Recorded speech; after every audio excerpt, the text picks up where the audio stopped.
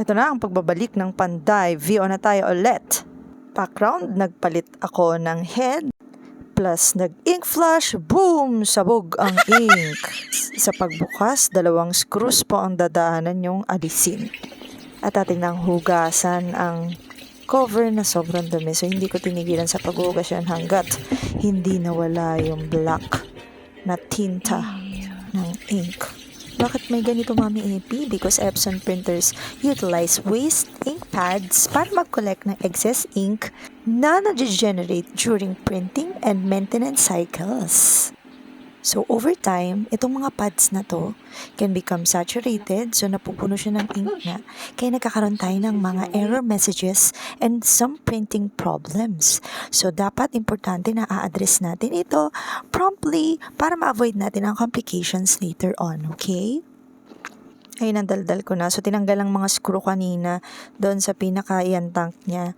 So, merong 5 pads dyan, mga B. Mga Marsh, ayan. Tandaan nyo lang yung pagkakasunod-sunod ng mga pads, okay? Ayan. Tandaan nyo, lahat ng inaalis, tinatanggal ninyo, dapat marunong po kayong magbalik. Dahil siguradong maluloka ka kung paano may ibabalik. Kung nawala ng screws, tapos hindi na rin sunod-sunod yung mga ink pads mo. Parang solving the puzzle yung mangyayari sa'yo. I suggest na kada waste ink pad reset mo ay maghugas ka na lang din ng mga ink pads na ito para maiwasan ang pag-apaw. Okay? And again, hinugasan ko lahat yan syempre hanggang sa masimot na yung mga inks dun sa sponge. Ayan, biniga ko ulit kasi meron pa. And then after nyan, syempre sinampay ko na siya.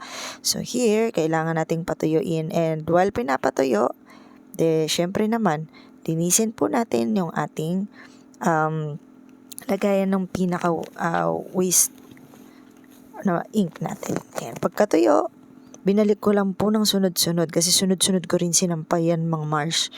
O, see, ganyan yung itsura niya. 5 pads yan. Ayan. So, ang sarap sa feeling na fresh siya after more than 3 years. Ano po na ginagamit ko siya. Ayan. So, pagkatapos, pwede na natin ibalik. Ayan. Sana all binabalikan. So, ito, kailangan natin siyang ibalik. Ayan. Parang bago na rin yan kasi tuyo na eh. Like, share, follow.